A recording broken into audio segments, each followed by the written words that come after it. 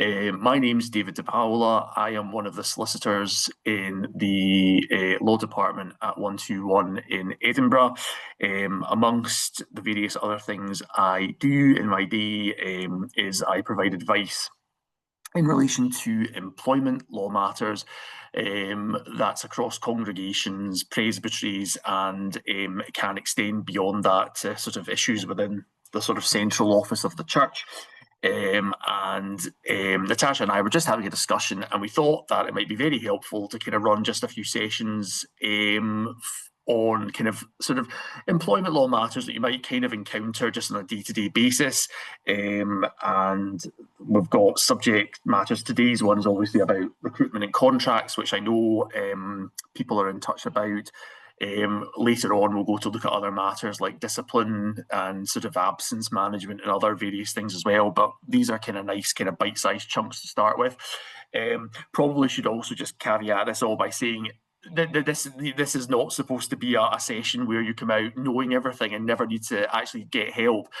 Quite the opposite, in fact. I mean, these are just kind of very rough guides, maybe just to kind of give you a bit of confidence in dealing with these matters. I know quite often when I speak to session clerks or elders or people within congregations, many of them don't, you know, they obviously have some are retired and have obviously done various roles in their previous lives or are still working or whatever, but maybe haven't touched HR matters, which can be difficult and can be quite sensitive. So the purpose of these workshops is just to give you a little bit of confidence, maybe in kind of initially dealing with them, or even maybe when you sort of see red flags or kind of think, I might need to look at this, but it's in no way supposed to be a substitution for you coming and getting advice or whatever. Please still do that. You know, this is just kind of, and maybe just to give you a little bit of general knowledge as well about the matters. So without further ado, will we just crack on, Natasha? And if you're able to share the slides, please, that would be amazing. Thank you. Yeah, if we could start with the first slide, Natasha, please. Thanks very much. So, employment and recruitment, something that you will probably have all in various roles, or certainly something in sessions and congregations face, what to do. And this slide is a very general one, just kind of outlining the sort of the key stages of employment and recruitment. Obviously, the first one being that you have a vacancy that you need to advertise. The second stage is obviously after advertising, you'll get whatever, depending on what the role is you may be looking for, you'll either ask for CVs or application forms from prospective candidates. The next stage you've really got is selecting those appropriate for interview.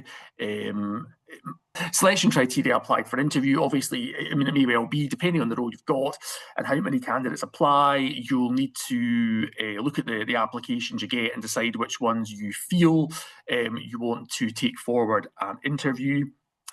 You then have the interview itself with the candidate. Again, it depends very much on the role you're looking for. If it's maybe a role, sort of more kind of administrative role or a cleaner role or whatever, it might just be one interview that you want.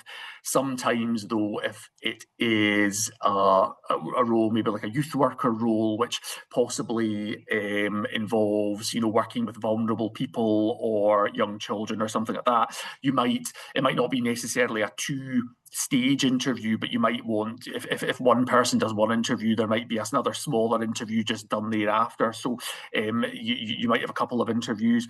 You'll then need to have a discussion about the various candidates, assess which one you want to hire, and then final stage is obviously making that specific job offer to the person. So if we could have a look at the next slide, please, Natasha. Yeah, how to advertise a job. This one actually comes up reasonably frequently. I don't think so much. I don't think I've had so many queries from you guys. Just obviously scanning the names here, but it is something that's actually asked about advertising a job, and you do have to be quite careful with this, because in terms of employment law, you have, and what we call protected characteristics, you have to be careful what you put in a job advert. So, for example, I've given a couple of examples there, making reference to a barmaid, not that presumably you'd be getting one, but just as an example of that the very nature of that role suggests that you're looking for a female, perhaps if it were, it would be looking for a bar person. So it's just something small like that, the very difference that doesn't discriminate on the grounds of sex. And another thing that you often see in job adverts is the use of things like recent graduate or someone who's highly experienced. Now, obviously, the likelihood is you're going to want someone in your role who is experienced. But I think the important thing here is just to be able to make sure that you are, if someone asks you, that you're able to see why you want someone highly experienced. Now, for instance, if you were maybe recruiting for a treasurer role or something that's going to involve dealing with funds and money and managing trusts or anything like that, clearly you're going to want someone who's obviously got some financial experience, so you can justify it. But I suppose the point I'm making here is sometimes there is a tendency in job adverts to kind of put in a lot of blurb just to make the advert very full. But do remember that what you put in the advert might come under scrutiny. And I suppose the point being is just make sure that your advert really is kind of looking for what you want. I mean, if you're, if I suppose, for instance, if you were looking for perhaps someone to fulfill a cleaning role, whether it's really necessary they're highly experienced or not, I mean, if you put it in, I mean, at the end of the day, that there could be a reason for it, but I guess the learning point from this particular slide is just think what you're putting into any job advert. Is it really necessary? Is it not? Sometimes, as I say, that type of thing, you think, I must fill a page, I must fill a box, be a lot of stuff there. But I mean, at the end of the day, I think the key point is really just kind of stick to what's necessary, stick to what you're looking for. And obviously, though, if there is a specific requirement for someone to be highly experienced or anything like that, you can obviously put that in. The other thing that is probably a relevant point here is, and specifically in some of the roles that you guys will be recruiting in, is what we call a genuine occupational requirement. And that is, for instance, where you are looking for instance, maybe for a youth worker, looking for someone who's got strong Christian faith, or somebody who obviously is a member of the Church of Scotland. Quite. It's not an infrequent question that we get, for instance. In the law department, somebody will be looking to fulfill sort of an administrative or a cleaner, and I've certainly seen adverts where, in these roles, people have said, there's got to be a genuine occupational requirement of being a Christian or being, a member of the Church of Scotland. Now, obviously, in a role like a youth worker role, where you're going to be, working with young people and teaching values, yes, there is a requirement, but I think we would really need to sit down and ask ourselves, if we were recruiting for a cleaner, what is it really necessary? Even though we are the Church of Scotland, is it really necessary that the person we employ to do this role has Christian beliefs? So it's again something to think about. Not every role does require that in, but obviously some roles you're recruiting for, it will obviously be necessary for that person to potentially be, a Church of Scotland member, or obviously have strong Christian views. And that's again something which, if you're not sure about, we would be more than happy to obviously give you some advice on, but that's to a certain extent role dependent. So if we could maybe go on to the next slide, please, Natasha, that would be great. Thank you. So yes, when you're at the stage of obviously putting together your job advert and what do you have to do? Probably very straightforward. It's taking calls to Newcastle, really. Make clear what the job requires and help avoid unintended discrimination. So in the job, you're putting for the job description. So obviously that would be what you're wanting the person to do, maybe a small note of what the various, I mean, not necessarily all the duties, but a brief outline of what those duties would be, person specification, and information about maybe what the congregation is. I mean, it might just be very simple that, if you've maybe gone into a union or something, you might want to just say who you are. A little bit of blurb about who the organisation is always very helpful. The last point I've included in here about equality and diversity, I think probably the reality being for small congregational roles, there's probably less of a need for you to be concerning yourself too much with equality and diversity. You can put in these questionnaires if as part of your job specification if you particularly want to.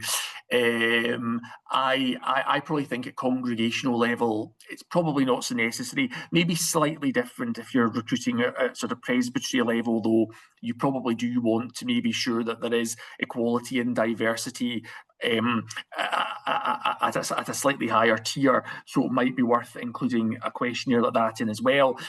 For instance, quality and diversity questionnaires, I don't know how recently any of you will have applied for a role, or if you'll maybe have seen them. Effectively, what they do is it's a tick box exercise. And the purpose really is just to kind of see, I mean, without actually naming who you are or giving away any personal details. For instance, you would tick a box if you're sort of 25 to 34, 40 to 50. You would indicate if you are if you practice any religion, if you're male, female, etc., etc. So it's just to kind of give an equality spectrum. So if the organisation is ever kind of scrutinised for who they hire, that it gives the able to show that they've considered a wide pool of applicants. So if we could move on to the next slide, please, Natasha. And this one is probably down to the nitty-gritty and the type of stuff that you'll probably be facing if you've been tasked with the job of recruiting. So choosing who to interview. So at this stage, you've had your job advert out. There's been a closing date. You've got in your CVs or your applications or your covering letters, or however you feel that the role should be, or however you chose for the role to be advertised. By law, there isn't actually a requirement to interview somebody in order to give them a role. In practice, though, I can't ever think of an example where that wouldn't really happen. I mean, strictly speaking, if you were looking for a role or there was a role advertised, one person applied, you looked at their CV without meeting them, thought, you're amazing, we'll hire you, then strictly speaking, you can do that. I think it would be fair to say 99.999% of the time, though, on a practical level, that rarely happens. And most people will want an interview process, even simply just to check if there's good personal chemistry, or if you think the person's going to fit in. Quite a lot of the time that happens. I certainly know that when not so much in my current role, but in my previous solicitor role that I had, I used to do quite a lot of interviews, and you would quite often get CVs in, and on paper everybody looked very, very good. They all had all the right skills, ticked all the right boxes, but it was very interesting when you actually got to the stage of interviewing them. You obviously saw beyond the paper what the person was, and sometimes someone comes in and you immediately kind of click with that person. You can think, yes, they're the right person. It might be that you're looking for, it might be that you're kind of, just even the kind of body language, the way they communicate, you'll know if you've maybe got an existing team or something, if this person is likely to fit in well. So it's good to obviously have an interview for that. And yeah, as I've that kind of steals my first bullet point. Even if you don't have an interview, good idea to do so, and it enables people to it means the person's got the right fit for the job. And yeah, you can obviously decide if they actually want to carry on or not. Great, thank you. So, yeah, now deciding who is involved in selecting and interviewing for a role. And as I've said here, it's a good idea for people involved in selecting and interviewing applicants to, I mean, if possible, come from, I mean, say a diverse range of backgrounds. I suppose maybe if you're looking for just,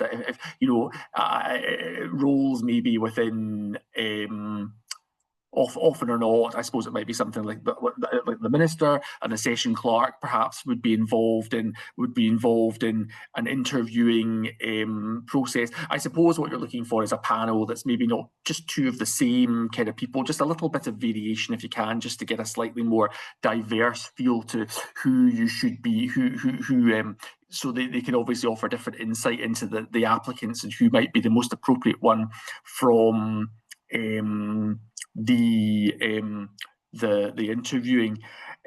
Yeah, use a consistent decision-making process. Now, this is quite an important point when you're doing interviews. Possibly at congregational level, it might not be quite such a big difficulty, but when you're interviewing candidates for a role, candidates should be asked the same questions, and they should, for instance, you shouldn't have. I mean, often or sometimes you do find if you're asked if you sort of get one of these kind of employment law question guides or whatever, it'll give you a range of type of random sample interview questions. And what the thing to do is, I mean, obviously you might want to ask a couple of questions about, tell me a little bit about yourself or your last role. But if you're going to sort of use criteria to select a candidate, it is important, should that ever come under scrutiny, or if someone ever asks why they weren't successful in the role, as the employer conducting the process, you should be able to show that you've asked them all the same questions. So, for instance, if every candidate who comes in the door is asked to tell them, what's your best quality, what do you find difficult about working in a team or whatever, everyone should have been asked the same question, because at the end of the day, you need to be able to show that you've scored the candidates have all been put against the same test, and that they've all been appropriately scored correctly. So what you wouldn't want, for example, is candidate one to have come in and been asked what might be deemed easy questions, and candidate two asked more complex, difficult questions about, name a time in your life when you were part of a team, what did you do, and the questions that we all hate at interviews. So yeah, I mean, it's just appropriate to use the same type of questions. And again, with all as I've said here, with the interviewing, as with every HR matter you ever deal with, always have two people involved in the process. We'll probably come on to a lot more about that when we deal with kind of disciplinary or absence management matters. But as a general rule of thumb, I would always recommend that any kind of HR process you follow, whether that be a nice one such as interviewing someone for a new role or doing anything else, always be accompanied. And the best thing to do is to have somebody who leads the interview process, and then the other person can act as a note taker, or alternatively, as long as the person who attends knows what the role is. Sometimes you can find that there's a bit of, like, if there's two people conducting the interview, one person will ask question one, the second person will ask question two, back to first person for question three, etc., etc. But it's all just to ensure that that there is someone else in the room with you to corroborate effectively what's being said. That is incredibly important. And certainly any of you who have had any experience of difficult employment situations down the line will know for a fact how important it is that there is someone else there in the room, just to obviously support what you're saying, support what's been said, or equally what's not been said. So yeah, always interview with 2 people, unless it's really very, very difficult or not possible to do so. And also, just at the foot of the slide, again, it can also lead to discrimination, avoid people being indirect discrimination. So, for instance, not that it happens hugely, but I dare say a situation may arise where if it's a man who's conducting the interviews, and it's at the end of the day a male who's employed, there is a possibility that a female who attended the interview might feel that the male interviewer was obviously looking for a male person to do the role, and she's been directly or indirectly discriminated against on account of being female. So it's helpful to have 2 people there just to kind of obviously balance that out. So yeah, if we could go on to the next slide, please, Natasha. So yeah, how to select applicants for interview. Again, we get asked this question not infrequently by people who are maybe doing an interview process and they want a little bit of a guidance for this. So this is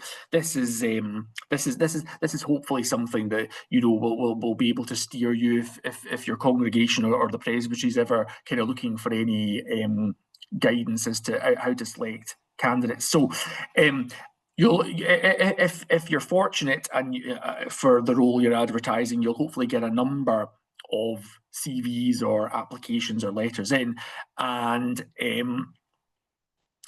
the rule of thumb is effectively to select the applicants who best match the job description and the person's specification. Sounds pretty obvious, I suppose, but you'll know yourselves if you get a CV in and you read somebody and think, yep, they sound like the person I've got. Specifically, if it's maybe for a role like a youth worker role or maybe dealing with vulnerable adults, a role like that. Obviously, I think you probably want to see that they've got experience of doing that before, and you'll maybe see the organisations they've worked at previously, and that will obviously be helpful.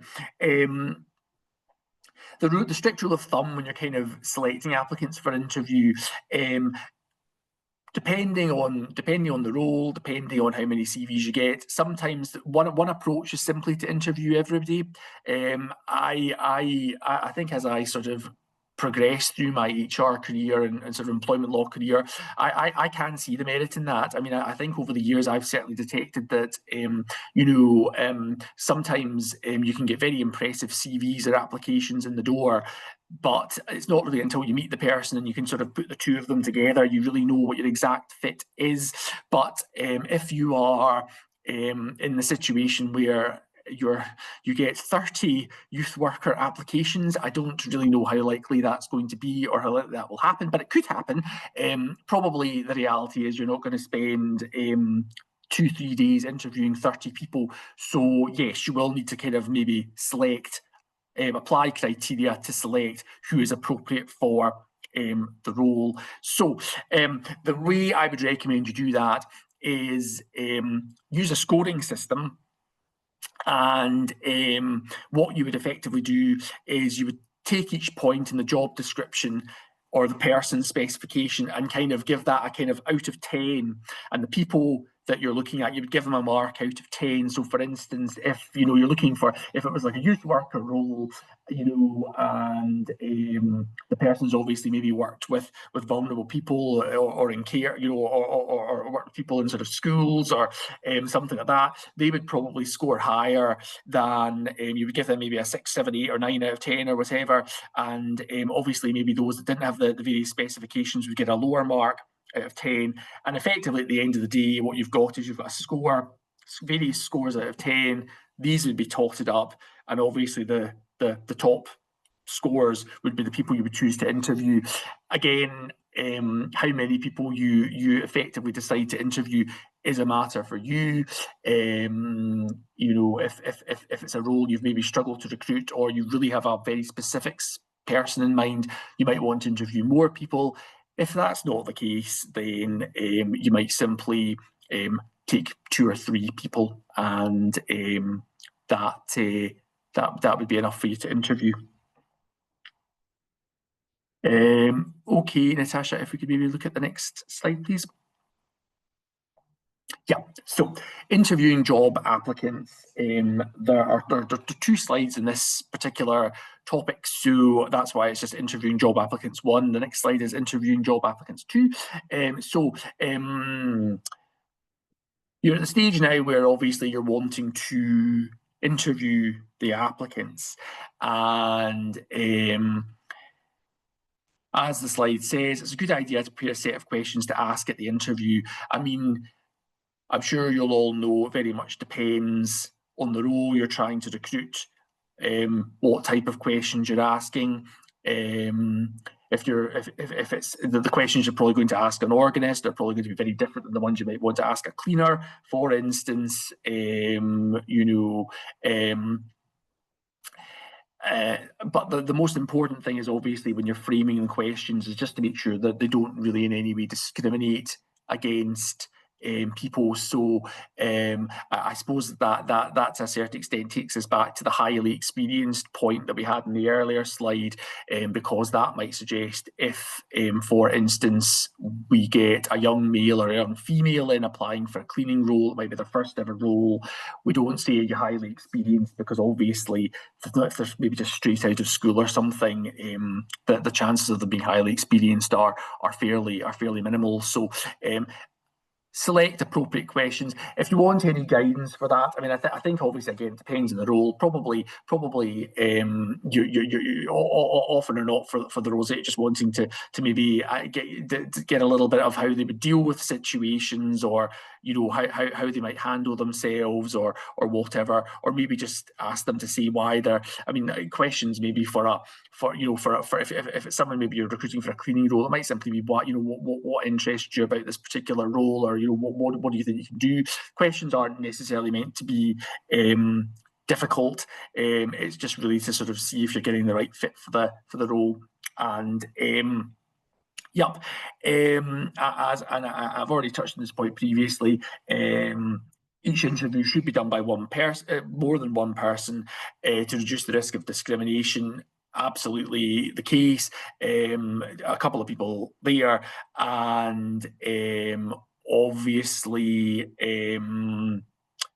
that's helpful from the point of view if you have, supposing there's any issue or dispute or somebody, that nowadays it's quite trendy to ask people, if you don't get a job, can we get some feedback? And it's always very helpful, if that can be provided. And there's obviously a couple of people there. Yes, Carl, you've got your hand up. Yeah, just a quick question.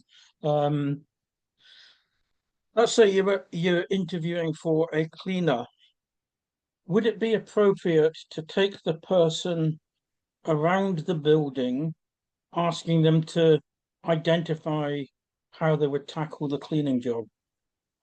I think the answer to that, Carl, is absolutely fine, provided every candidate's asked the same. I mean, the most important thing with HR processes, as you will know, of course, is the consistency of the approach and the sense that you're doing the same. So, for instance, it would be perfectly, I mean, not that I'm suggesting you would spill something on the floor and ask them to clean it and then give them a mark out of 10 or anything like that. But I mean, I suppose there would be nothing provided every candidate was asked to do that. I mean, we couldn't be accused of being discriminatory. So no, absolutely. I mean, it can be. I mean, I dare say, if someone's coming into a church and they can be quite, I mean, big buildings, quite demanding, potentially quite a lot of cleaning. Big rooms, depends really what you're looking for, obviously, in terms of it. I mean, you'll obviously know since you're advertising the role what you're looking for. So, I mean, it might well be a tour would give them an idea, because I suppose if they're like, gosh, this looks like that's a lot, or this was a big church hall, I don't know if I can clean that. I mean, you sometimes as well can sort of detect a flavour from the candidate, maybe whether they really are maybe the right fit for it. I mean, it's you sort of. I mean, I remember when I was interviewing for a solicitor role, which is obviously slightly different, but certainly people were like, oh, might have to work beyond their contract hours, and it's a bit like they were like, oh, don't, that's a lot, and it's like, well, kind of standard, you can detect from people's kind of feelings like that, whether what their kind of attitude to the role is. But the short answer to your question, Carl, is yes. I think that would be absolutely fine, and probably actually for a cleaning role quite sensible, because at the end of the day, you're not they're not going to be asking a lot of technical questions. Probably isn't necessarily going to mean you're getting a good fit for what you're looking for that specific role. I think probably you are maybe wanting to take the for a cleaning role, or if you're sort of looking for a kind of handyman role for churches. I know some do have them, or caretaker roles. Probably a slightly more practical aspect to the interview process is helpful, because obviously at the end of the day, the role is far more hands-on and less technical than, say, a role that maybe involves sitting at a computer with a desk or whatever. So I think that would be entirely fine. The most important thing, though, as I say, is just simply consistency with the role. And I mean, the interview process is the same, and the same selection criteria are applied to each candidate that you're interviewing. So it would be a case of, if as I say, if you were taking a cleaner in the church to ask what they would do or how they might tackle a problem, provided it's the same problem that they're asked, and you use the same criteria for assessing the quality of the answer, then yeah, that would be absolutely fine. And actually, that was a very good question, Carl, because it probably picks up on the point, the last 2 points about interviewers. Be prepared for an interview. Sometimes I think obviously when you're going for an interview, you get, depending on what the interview's for or whatever, it can be quite a nervy experience. You're obviously, you tend to find people who dress up or look smart or make an effort, which is all very good as well. But I suppose it's very important as well from your point of view, you're conducting the interview, that you don't sort of brush in, just half cup of coffee or whatever, and look like this is kind of interrupted something very important that you're doing in your day. I'm sure that doesn't really happen terribly often in practice, but obviously anyone applying for any role, it will, they're obviously, their aim is to impress you, and equally, I suppose, it's nice for them to get the same feeling back from you that you're already prepared and expecting them in. And yeah, I mean, it says the last point here is understand the law on discrimination. I mean, clearly that in itself is an absolute minefield, but I suppose just to be wary of discriminatory points. And again, that maybe touches slightly on the point that Carl made about the taking, if you were trying to look for a cleaner, the practical point of taking the cleaner around the church strikes me as a very sensible thing to do. But obviously what we wouldn't want to do is maybe we wouldn't want to have we wouldn't want somebody to walk in and we kind of think, yeah, they look really very, very good, actually, we'll show them, and then the next person walks in and we kind of think, oh, right, well, your CV look good, but I don't really know about you, we won't bother showing you around. So it's just making sure there's consistency with that. So great. If we could maybe go on to the next slide, please, Natasha, which just takes that on a bit more for interviewing for job applicants. Now, this first one, actually, this is quite an important point, and it's one that can easily be overlooked. But by law, if you are interviewing someone, you should ask them if they need reasonable adjustments so they can attend. Now, reasonable adjustments is I suppose, a bit of a veritable minefield, really. I mean, for instance, if, for example, let's see, I mean, a reasonable adjustment might be if somebody has a physical disability or something like that. I mean, for instance, I suppose a good example might be if you're looking for sort of a church secretary or a church administrator, for example. You're applying for a role, and the applicant who attends, lets us know that possibly they've got, something like maybe multiple sclerosis or something that's possibly going to slightly restrict their movement around. Obviously, what we wouldn't want to do, maybe not so common in a church setting, but we wouldn't want the interview to be on the 8th floor with no lift, for example. So obviously we can ask them about that. Again, if they're not so practical in church roles, but another role, for instance, if someone says they've got a visual or hearing impairment, adjustment could be made to accommodate that. So that is an important point to be made, and it's a small point, but one that could potentially open a little minefield if it's not done. So it's a very small thing to ask if you're sending out a letter or sending someone an email. It's very worth just having that point in. I mean, often or not, I suspect people don't come back and say if they've got reasonable adjustments or need to be made, but putting that in covers your back hugely, because it could even be something as simply as a lady who's at the early stages of pregnancy. She might not be showing, but she might need a more comfortable chair or something like that. And actually, if she doesn't get the role, you could find that she might say, oh, this was I couldn't interview properly or whatever, or this wasn't taken care of. And I mean, it always surprises me how employees seem to think of lots of things, that the employer hasn't done or whatever. They'll raise points that they've never spoken to you about before. And suddenly, when the employer tells them no, or they're not given a job or whatever, they'll suddenly say, "Oh, actually, I was 5 months pregnant, and you didn't accommodate this," or "Actually, I've got a struggle with my hearing, and we were in the biggest church hall, the room in the church hall, and I could hardly hear any words you were saying, so I couldn't answer the questions." Or so, yeah, always important for that as well. And obviously, another reasonable adjustment might be, for example, if someone's got difficulty writing or anything. I don't think it's maybe so likely with a congregational, but possibly a presbytery role. If there's any kind of written exercise for them that they would have to do that would involve typing, are they better using visual display or whatever? So again, just a good question to ask, irrespective of the role, because if you ask them if they say if reasonable adjustments need to be made, if they say no or they don't answer it, and then they don't get the role, and then they flag up to you, oh, actually, I struggle with hearing, and I didn't hear any of the questions, and that's why my answers were bad. Well, you can say, well, look, when I invited you for the interview, we asked you if there was any reasonable adjustments that needed to be made.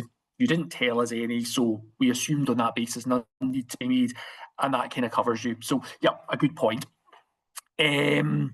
Yep, and again, I've obviously jumped ahead of myself in my slides. Interviewing someone, a good idea to ask each applicant the same questions. I should probably amend the word "good" to say you should ask them the same questions. I suppose the reality being, if you ask someone, there might be a follow-up question. So if you're interviewing for a youth worker, they sit and tell you about a period of time they've had it. Bernardo's, you might have a couple of follow-up questions specific to that answer, but generally speaking, the sort of bog standard interview assessment questions should be the same.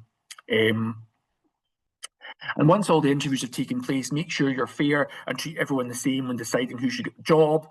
Absolutely. For example, check your decisions are based on how each applicant met each point in the job specification and the person's specification. So keep a note of that.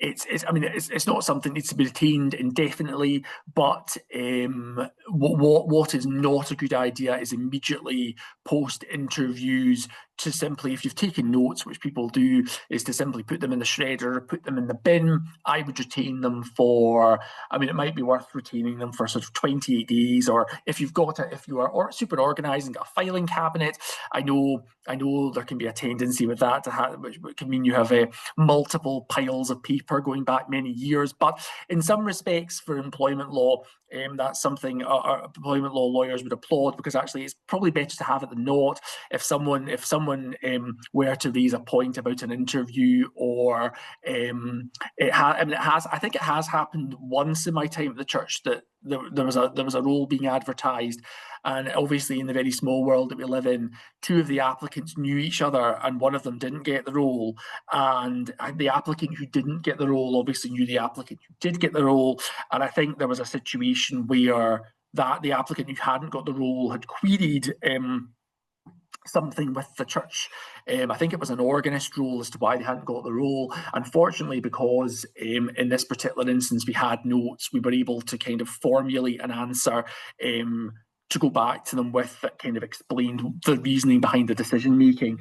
So yeah, that again, I keep it. I mean, not indefinitely, but do keep your notes for a while. So if we go on to the next slide, Natasha, please, and then maybe after this one, we could have a 5-minute breather just to let everyone catch their breath or have a cup of coffee or a cup of tea or whatever. So this is a nice bit, offering someone a job. Once you've decided who to hire, you'll need to make them a job offer. Job offers can be made verbally. Most often or not, I think that is what happens. In most people will be given if you've interviewed for a role, what you'll find is the person who's interviewed you, or if it's a bigger organisation or whatever, might have an HR person phone you and say, "Want to offer you the job." That is obviously great, but clearly, as you will all know, anything done thereon should be followed up in writing. Yes, what you should include in a job offer letter. So obviously you've verbally you've phoned the person, said to them, "Would like to offer you the job." They've said, "Great, lovely." What you should do now, this is probably quite a good time to pause and say that obviously there's kind of two stages here. A job offer letter is not a contract of employment, and that's something that kind of just, I suppose, an important point to distinguish. So what sometimes happens is you can obviously verbally offer someone a role. Sometimes then, if you are super efficient, you would follow that up in a job offer letter, and that would kind of give out the very brief details, such as the ones below, like the job title, confirmation you've offered the job, any kind of conditions, etc., that come to the role. But the job offer letter is not actually the contract of employment itself, because obviously, for instance, if we offer someone a role of a youth worker role, by that point, as someone like Natasha will know, we've not done the PVG check at that stage, and the role will be contingent, obviously, upon them having a clear PVG. While someone might have verbally accepted it on the phone, I suppose it does happen. If you're under a bit of pressure on the phone or whatever, you get phoned at an inappropriate time, you might say, "Oh yes, I really want the job," and then suddenly you hang up and think, "Oh, really, do I?" or whatever. So the job offer letter is almost like the sort of second stage in the kind of the offering process. But I think the important point to note with that is it's not a contract of employment, because obviously the difference between an offer and a contract is obviously binding on the parties, and that's the type of thing that, you know, if there is ever an employment dispute, or if there is ever any disagreement between the employer and the employee, that's the part that the parties would rely on in respect of trying to resolve that. Another point that often won't arise necessarily in the interview, but can arise subsequent to that, is if you want the person to have a probationary period. That does happen. I know a couple of congregations who employ people who have wanted a probationary period in the role. Quite often, the reason for that has been not necessarily, this is not something we've had to disclose to the person applying for the role, but for instance, if the person is going to be working very closely with the minister, sometimes it's important to ensure that if it's a role that's going to be working very closely with, say, a minister, for example, it might be important just to check there's a good bonding between the two people. So we might want to have a probationary period in for a couple of months just for that. But I mean, I think quite a lot of the standard kind of roles, certainly at congregational level, we probably wouldn't need to include a probationary period.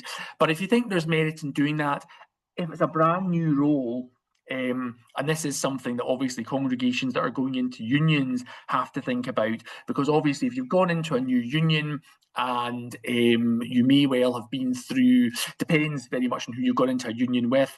The classic scenario I get is 3 or 4 churches going into a union.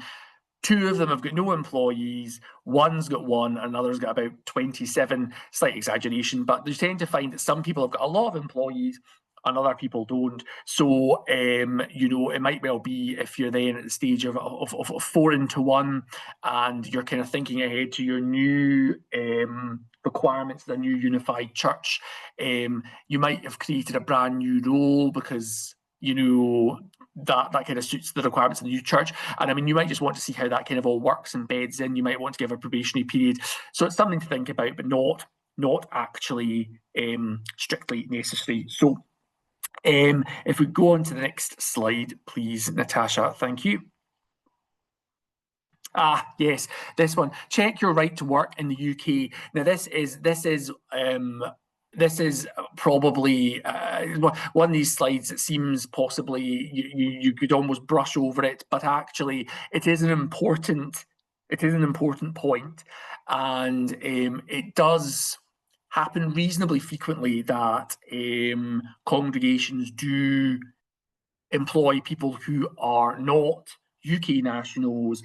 And obviously now, well, in fact, it's been forever, actually, hasn't it, since the Brexit separation? But obviously now we're not in the European Union. There isn't an automatic right to work in the UK. So someone from France coming over historically would have simply, because of the EU free movement of persons, would have been able to work in the UK. That's all changed. So there are a few issues with that. If you do have any questions regarding right to work in the UK, please drop me an email or pick up the phone. It can be a bit of a minefield. I actually was advising a congregation in Glasgow not that long ago who were wanting to offer a role to an American who was currently here on a student visa, but the student visa was going to expire in about 6 months, and they were wanting to be employed in a full-time role. So, and they'd obviously they'd been through their interview process, and they'd obviously done their criteria. He was the best person for the job, so that's why they picked him. But slight problem was obviously he wasn't a UK national, so he doesn't have an automatic right to work in the UK. And not only that, he was here on a student visa when he applied for the job, and that was going to expire in 6 months, which would have meant he would be effectively deported out of the country, which is not great. So a bit of a had to put my thinking cap on for that one, but it does happen.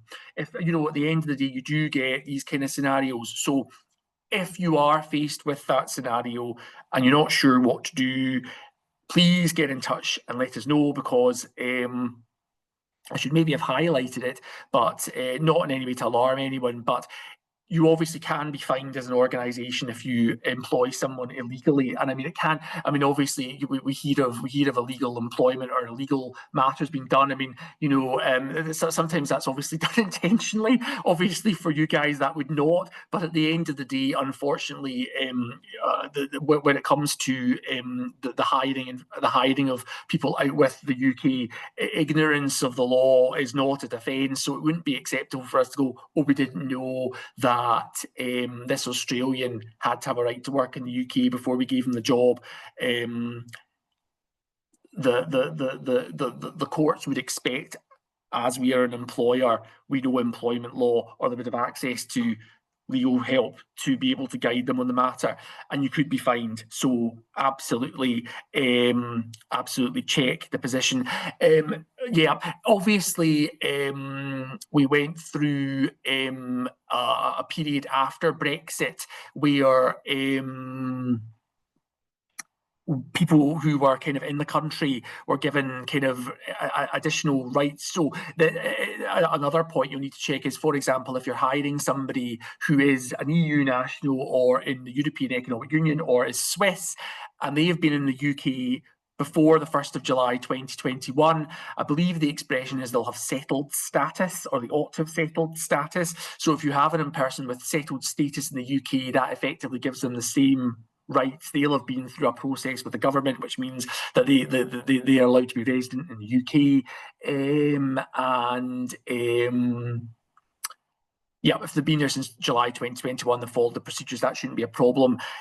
But again, just a minor flag to follow. Legally, nothing's ever straightforward, is it? Obviously, Irish citizens who are not UK citizens, so if they are in the Republic of Ireland, they can use their Irish passport to prove they've got a right to work. So again, there's yet another layer of bureaucracy with that. So Irish citizens don't need the same level of right to work checks. But the next point is obviously another relevant point, and something I have given advice on to congregations, is about sponsor licenses for people who come from the European Union and who come from the European Economic Area. This is people who have, after the 1st of January 2021, have moved to the UK. There is a requirement for these people to have a sponsorship licence. Sounds a little bit more complicated than it actually is, but effectively it's just another layer of paperwork that needs to be in place before they can start work. So if, for example, you do decide to hire a French cleaner who came to the UK in March 2023, she will need to have a sponsorship license for her role. So again, something else to look at. And obviously, when these things come in, even our HR department at 121 will usually come to us and ask just to kind of run by it. So please don't think you're in any way bothering us with this if you're in this situation, because as the last point makes very clear, you can't discriminate against them. I mean, I suppose if you've got someone who's a Swiss national who needs a sponsorship license, it would probably be very easy to think, well, actually, maybe we'll just take the person who lives down the road because they're a UK national. They don't need all this paperwork and it's easier. Obviously, we can't do that if the Swiss national who needs the sponsor license is the best person for the role on the criteria. So we just need to make sure that we cover that. But if you do encounter any kind of right to work issues or that becomes a problem, let us know. In reality, though, I suspect the candidate will probably bring that to your attention if you've not kind of got it already. The chances are that these individuals will maybe have done other roles whilst they've been here in the UK and will probably be aware from previous experience that they need to let you know this. So hopefully you will be given a heads up, but again, just something to bear in mind. And obviously do come to us if you want some specific guidance on that. So yeah, if we could maybe look at the next slide, please, Natasha. Thanks. Employment contracts. So obviously now you've made the job offer. That could be verbal, which you might have followed up with the letter kind of setting out what you've got. But the next stage when you actually get to hiring the person, getting them in, is getting an employment contract. And those of you who have ever had any employment disputes, whether it's even to do with holidays, or some of you will have had more serious employment disputes with employees, you will be wholly grateful that you have an employment contract in place with that employee, because the employment contract, I suppose it's in many ways similar to life insurance. It's only when you need it that it's really very helpful. But certainly in times of dispute between an employer and an employee, it's usually the first thing you reach for, because an employment contract, as I'll go on to explain, will obviously set out, like things like, for example, hours of work, procedures, what's disciplinary matters and everything else as well. And anyone whoever faces these issues will be eternally grateful for something in writing to turn to. So what is an employment contract? Well, effectively, straightforward legal answer is an employment contract is the legal relationship between the employer and the employee. So as the employer, the Kirk session of wherever you are, the contract would be between the Kirk session of X, Y, and Z, and between the employee who you ever hire. And by law, an employer must provide anyone who's classed as an employee with the terms of their employment in writing. So quite often, one of the things I find with church congregations, and it's not a bad thing, because I think it's something that's been historic, is often or not, because the people, quite often what you find is people who actually take roles, paid roles within congregations, are people who are members of the congregation. So I think because there may be a well-known face or someone who comes along to worship every Sunday, people just think, oh, you know, we know that person, we don't need a contract. Legally, they really should have a contract, and certainly, as I mentioned earlier, when there's any kind of issues of dispute or disparity, it's always very handy for them to have. But there should be a written statement of particulars or employed particulars, and the document must contain a summary of the main terms of employment, such as pay and working hours. Contracts. I mean, obviously, contracts do vary. The last slide, obviously, we have is the Law Department have prepared style contracts that we recommend you use. Obviously, there is no specific requirement that you do that, provided obviously you follow set kind of rules when you're kind of laying out the contract. But it is quite a common problem with congregations that, funnily enough, I'm advising a congregation in the Central Belt at the moment who quite unfortunately are needing to make employees redundant because they're going into a union. And one of the people they're wanting to make redundant is an organist who's apparently been an organist with them for 27 years. Difficulty being there's no contract. So, I mean, where the congregation are obviously mindful that a 27-year period of service does mean that they're possibly entitled to quite a high redundancy. But obviously the difficulty we've got as the employer is, you know, without a piece of writing to suggest their start date, when that was, we very much have to err on the side of caution when we're kind of giving the advice. Because, I mean, you know, if the employee says that they've been in the role for 27 years and, you know, we don't necessarily have any way of mitigating that or being able to argue that's not the case or whatever, we potentially, in dealing with this redundancy, might have to pay them more than we need to. But obviously we might not. It might all be strictly above board and everything else. But, I mean, there is no escaping the benefit of having a contract in place. So if we could maybe go on to the next slide, please. Terms of the contract. Now, if you're using the Church of Scotland templates, hopefully all these points will be covered, which is again why, not just because I spent a long time making them, but it's good to use them just because obviously we've kind of covered all these legalities for you. I know congregations have got a wealth of knowledge and people with backgrounds, and some have maybe got their own solicitor members and everything else as well. And I mean, obviously, if the preference is and sessions preferences to use their styles, I mean, it's not for us to say. It's obviously because it's your employee. But if in doubt, obviously use these templates because they kind of cover all the necessary bases. So an employment contract is made up of specific terms agreed in writing, and these are what we call in law the express terms of the contract, and they will be things such as an employee's pay and working hours. The contract should also contain terms that are part of employment law. That's statutory terms. Now, obviously, statutory such as sick pay and holiday pay. The employment law requires us to provide, if employees are off sick, they've got to get a period of, there's got to be coverage in place for sick pay, and obviously depending on the number of hours of work they work a week, they will be entitled to holiday pay. So the contract has to cover that in as well.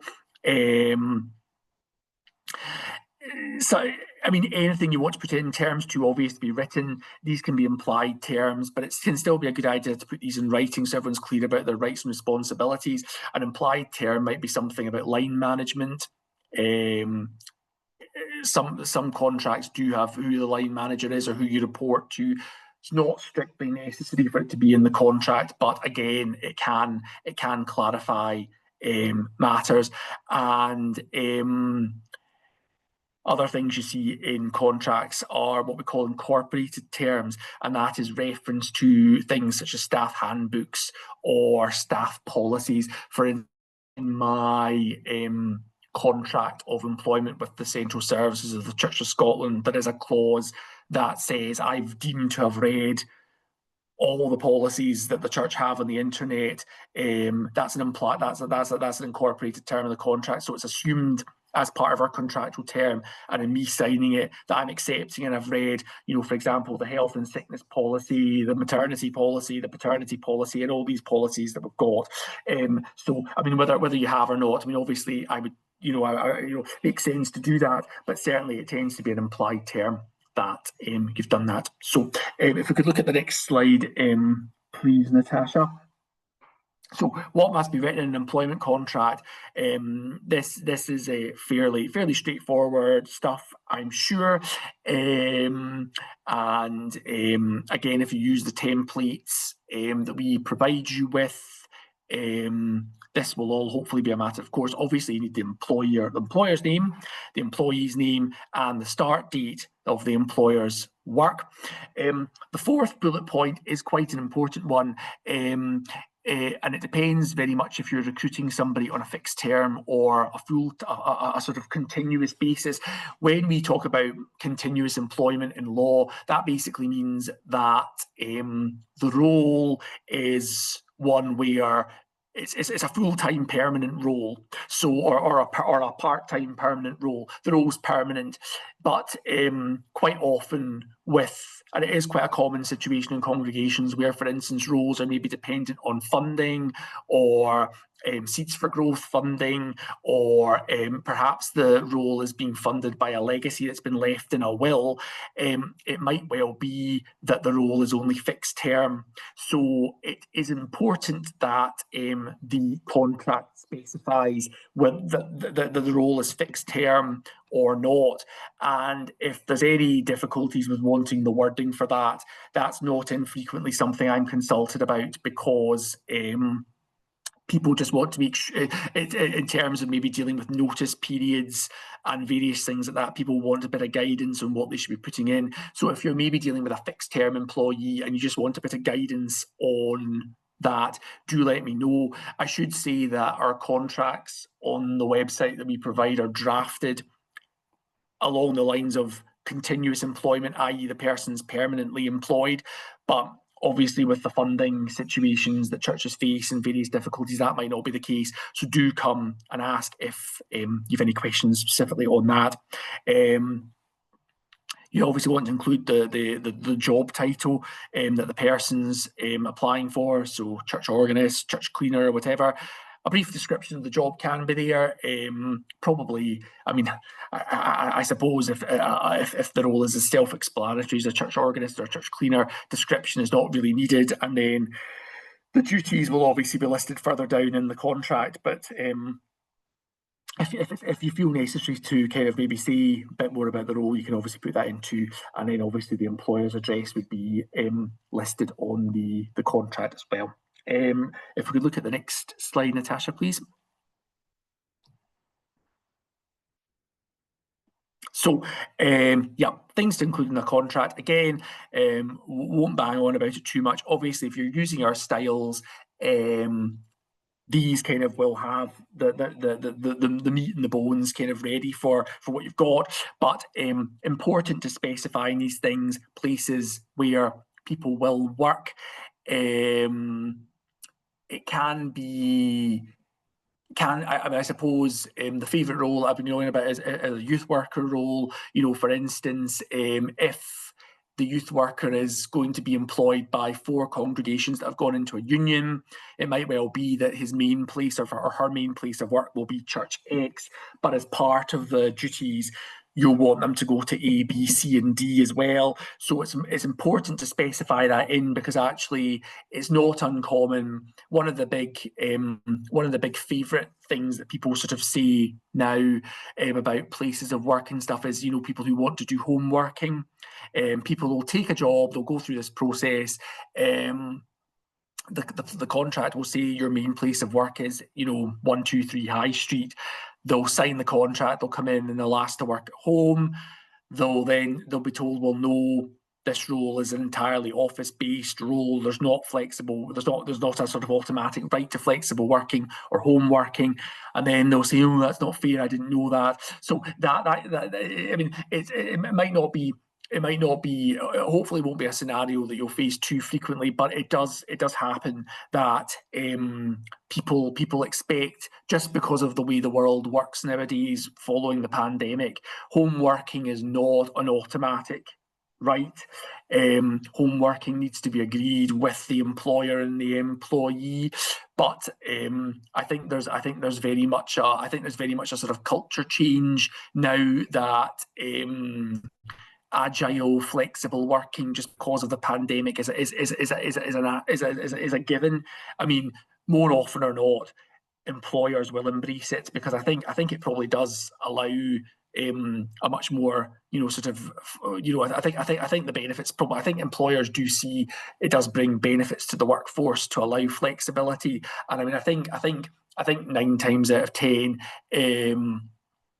employers are amenable to it. But I think the important point is to just be clear, and obviously from the employer's point of view, it's not a given.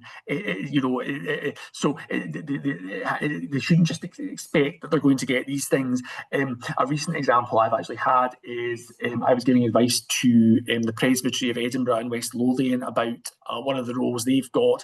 The role, because it involves accessing the sort of the office computer, needs to be office based, and I had to get involved because the employee was wanting to do 2 days at home.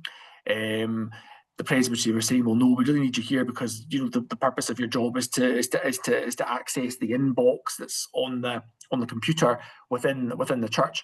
And I mean, obviously, we eventually managed to resolve it by sort of being able to acquire a laptop, which I think allowed them to do 1 day at home. But it certainly shouldn't be the case that employees are kind of walking in, assume that flexible working or agile working is something they can have. So important to have that stressed out as well. Golden question, of course. The next one is about pay. Normally, it would specify when you're going to pay the employee, what the salary is going to be, working hours and days, fairly self-explanatory. Holidays and holiday pay. Holiday pay and holidays are determined on the number of hours you work a week. So the law requires, if you work a 35-hour week, your minimum holiday allowance is 20.5 days a year. That can include public holidays if you want. I tend to think that certainly the central services of the church, and I think congregations are generally fairly generous with their holiday leave. I mean, provided obviously you comply with the statutory minimum requirements, it's entirely up to you what your holiday allowance is. I can help you calculate that. You tend to find that if employees work part-time, holiday allowances will be in terms of hours rather than days. So for instance, if you work a 4-day week, that would be 28 hours a week. You would find you would have X number of hours holiday rather than days holiday. And obviously you can mathematically calculate it into days if you want, and I mean it should work out the same, but often you find that employers will put in hours for part-time employees, but it's exactly the same. Sick leave and sick pay, again, this should be clear. the law requires that statutory sick pay is paid to employees who are off for a period of time. Again, the church and obviously congregations and presbyteries generally, from what I see, are far more generous from that. My advice to you on that is obviously be realistic with sick leave and sick pay. I have had some congregations who have committed to 6 months full pay and 6 months half pay of sick leave. That is incredibly generous. It means the employee can be off work for a whole year and still get paid. Obviously, if you want to do that, you can. If you want any guidance on any of those specific points, do come and speak to me. But I mean, be realistic with it. You can obviously as well have holidays and sick pay can increase upon incremental years of service if you wanted to include that in the contract too. So for instance, it might well be that you could have the hypothetical scenario if you if you've been employed with the employer 5 years and beyond, your sick pay would increase. So for instance, you would get if employees from 0 to 5 years would get 3 months full pay, 3 months half pay, but you can find that if perhaps they then have done 5 years plus service, that might extend to 4 months full pay, 4 months half pay. That can all be included in the contract, something to consider as well. But one of the things I sometimes find with sick leave and congregations is they do tend to err on the side of generosity. And I mean, obviously, by all means, they're entitled to do that. But I suppose I would just say be very realistic with it, because one of the difficulties you can have with very generous sick leave is obviously it can be exploited. Perhaps sometimes correctly, but other times perhaps less so. The other point probably to make with regards holiday pay, sick pay, and other types of leave, the consistent theme that runs through employment law, the consistent theme that's run through with the interview process is everyone needs to be the same. So if the rule that you have is all employees who have got less than 5 years service, they've all got to have the same type of sick pay, the same number of holidays, and the same number of kind of rights that other employees get. This is a bit of a complication, obviously, with congregations that go into a union, because obviously you find that everyone's got different kind of rules. Employees, some have got very generous terms, others have got less generous terms, and obviously that's when the congregations come to me to try and sort that out. By all means, if you're faced with that scenario, please do come to me, because it can be a bit of a difficult one, because strictly speaking, the law says that you shouldn't be given, when you transfer to a new role, or move, say for instance you're the congregation of ABC, and then you go into a union, you become the congregation of DEF. If when you were in your previous role, you got 30 days of holiday a year, you shouldn't really move into your new role on less favourable terms. Say, for example, only getting 28 days. But the difficulty is one of the other congregations in the union only gave their employees 25 days or something like that, or a certain number of hours. So that can be a little bit of a problematic situation. And I mean, there are ways to address it, but again, come and speak to me or get in touch if you're faced with that scenario, because it can be a little bit of a headache. And I think a lot of congregations who are going into unions face that problem not infrequently. So obviously, doors open if need be. And if we go on to the next slide, please, Natasha, thanks. Yep. Just, I mean, again, here more points about what should be in the contract. I mean, benefits. Again, these are these are all in the law department styles we've done. Notice period. Again, self-explanatory. How much notice you want the employee to give you if they're intending to move. Just jumping in on Bob's point, I can cover that. Yes, because that automatic enrolment, I will happily touch on that. That is everyone's favourite subject, pensions. I can certainly go into that. Yeah, couple of points about work, whether, I mean, not going to apply particularly in the case really of congregations or presbyteries, but maybe for ministers who are potentially have to work abroad or whatever. And another thing we include in our contracts templates are about if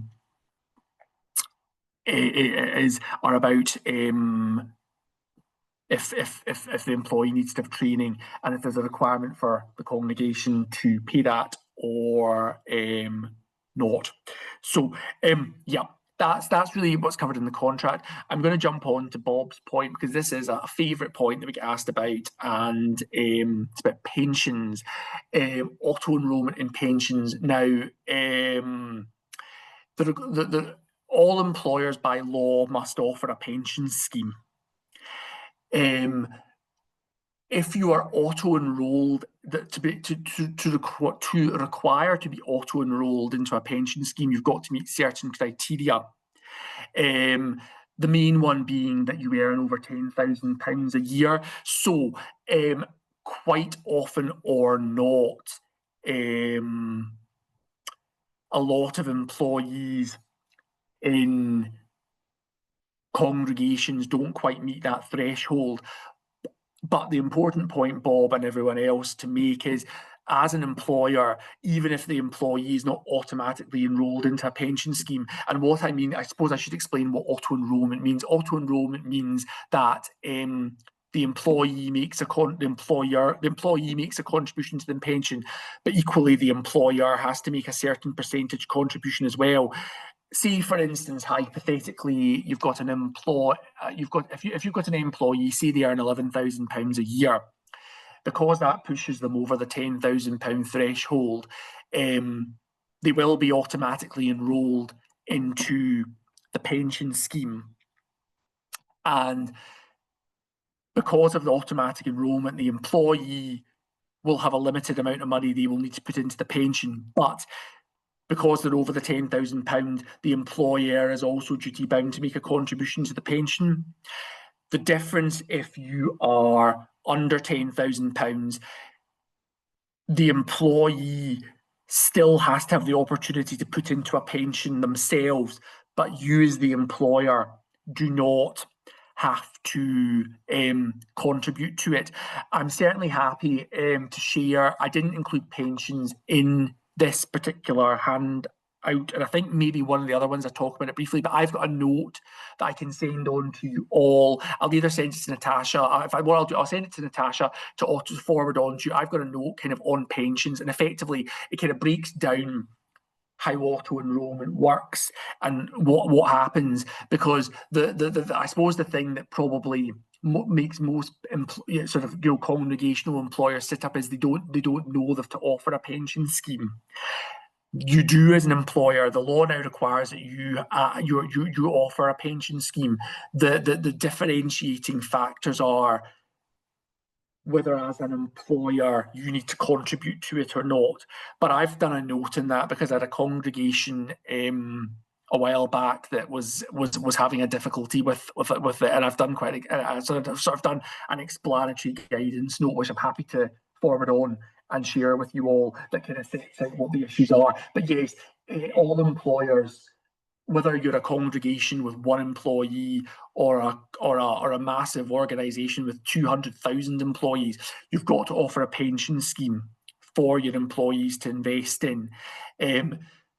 But the difference is whether to be auto-enrolled in it is if you are earning a certain amount of money, and the difference that makes is obviously then whether the employee has to put in a percentage contribution or not. And this note that I'll forward on kind of sets out, because the percentage contribution the employer has to make is dependent upon the contribution that the employee makes.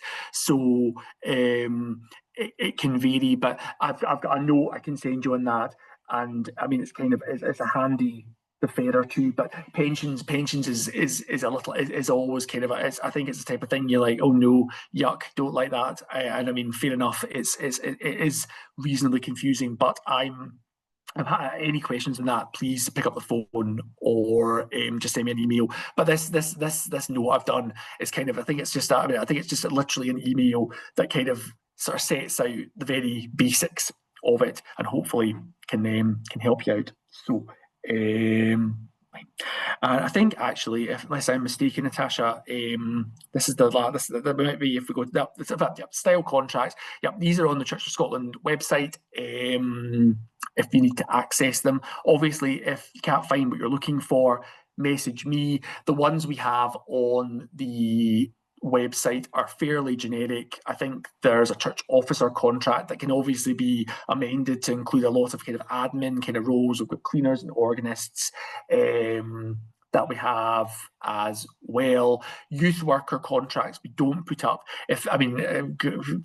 Talking aimlessly about youth workers, but they are probably one of the contracts that obviously involves the most kind of work, because obviously they've got the PVG element and the sort of they tend to find that they're the ones that are peripatetic and kind of rotate around the place as well.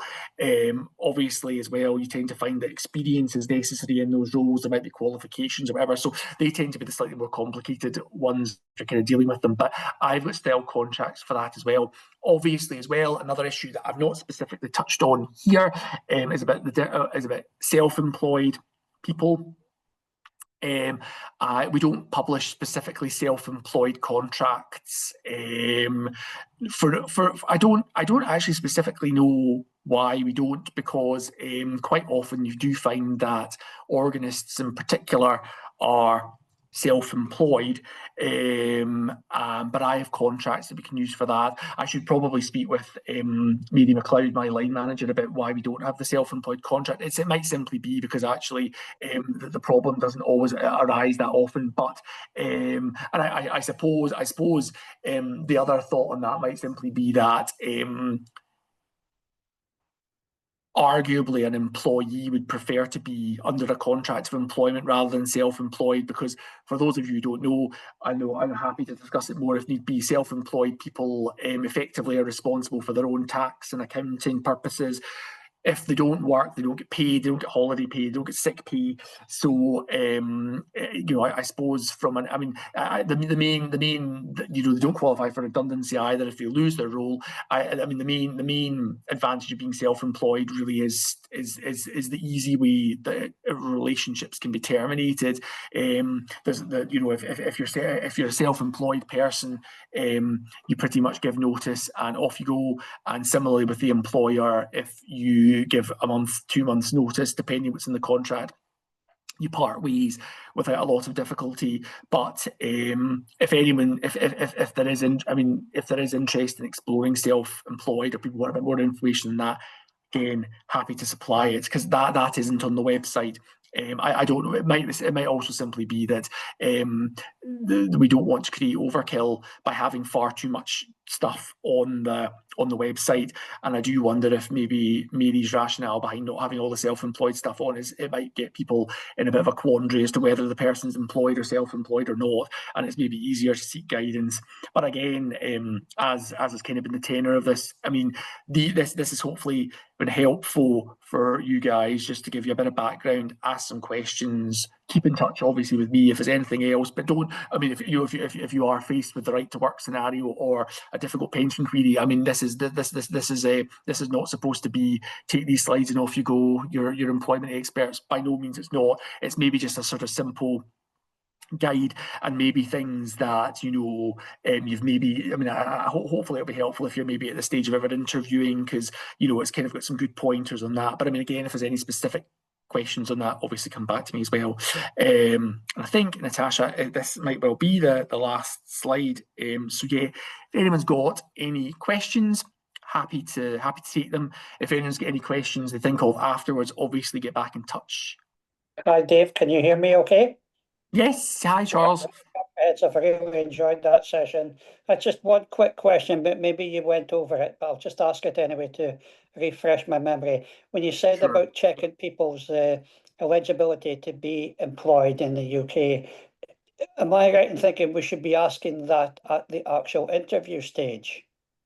Yes, what would normally I suppose what normally happens is you would ask people as part of the process to bring kind of right to work documents with them. I mean, for example, like a passport or something along with them. Yes, I mean, it could be asked at the interview stage. It doesn't have to necessarily be at the interview stage. The important point, Charles, is you clarify that before an offer of employment is made.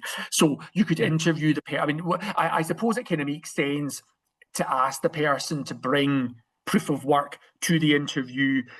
You can take a photocopy of it or a picture of it to have, and then do the interview.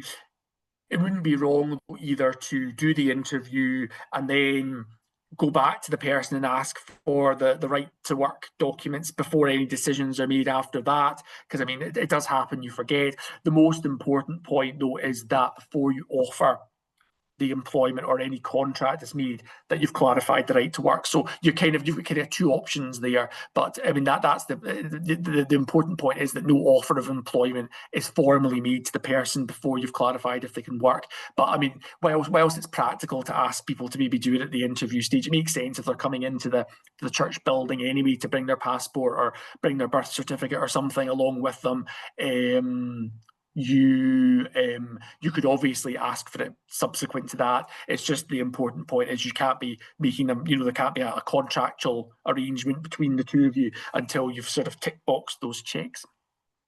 Yeah, my reason for asking the question was maybe double sorted, is like, if you were putting an interview out, an application form out, would it not be beneficial to have that information on the interview to avoid somebody applying for it? Absolutely. Yes, completely. I mean, I think it probably makes perfect sense to do that. Absolutely. I mean, as I say, there's not a right or a wrong answer. I mean, you could specify that in the, I mean, it can happen. I mean, you can see that in job adverts as well. And I mean, we can provide guidance on that to job adverts. I mean, some job adverts will have additional kind of points on them. Like, say, for instance, all applicants will be screened for their checks. For instance, if there's going to be a PVG check, this will be, I mean, obviously that's more relevant when you kind of get to the stage of maybe getting the interview, I suppose, but you might just want to put this out as early as you can, that, successful candidates will be subject to PVG checks, because I suppose, it's, I mean, in many ways there's common sense of doing that, because if somebody possibly has got a conviction on their disclosure that won't be spent, and they realise that they might not apply for the role on the basis of that or whatever. So I mean, it makes sense to put it out. I mean, I think the reality being, though, Charles, provided the checks are done before the offers are made, you're not going to fall foul of any legal requirements. But absolutely, in terms of being organised, I would put it out there that these are the things you want to do if a PV check or a basic disclosure. I mean, it might be any successful candidate will be subject to a basic disclosure, or any successful candidate will require to produce their right to work documentation prior to any formal offer of employment being made. That could be on the advert, or if it's on the website, or if it's on your church website, whatever. But yeah, absolutely. I mean, the earlier it's said, I really enjoy working with your presbytery and everyone in it. It's always very nice people. I know a lot of names, and it's always a pleasure working with you. So yeah, please get in touch and let me know if you need any assistance with anything.